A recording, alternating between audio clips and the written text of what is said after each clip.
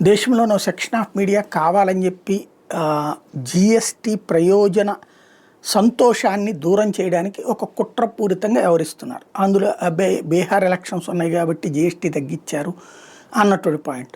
చిరాగ్ పాస్వాన్ బీహార్లో భవిష్యత్ ముఖ్యమంత్రి అభ్యర్థి, భారతీయ జనతా పార్టీ బాగా పికప్ చేస్తుంది. పాస్వాన్ కొడుకైనటువంటి చిరాగ్ పాస్వాన్ ఎన్డీఏలో కీలక భాగస్వామి. అతన్ని మీడియా ఇదే పాయింట్ అడిగింది. ఏమని, జిఎస్టీ బీహార్ ఎలక్షన్లు దృష్టిలో పెట్టుకుని తగ్గించారంట కదా అని చెప్పేసి.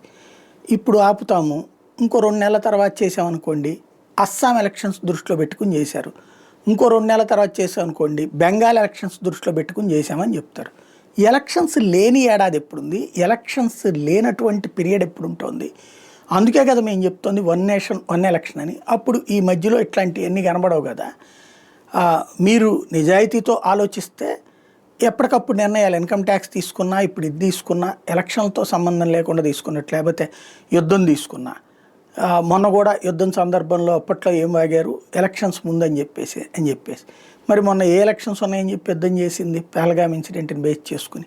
కాబట్టి మీడియా తప్పుదోవ పట్టించడం మానేసి నిజాయితీగా ఆలోచించండి అని అడుగుతున్నాడు ఆయన.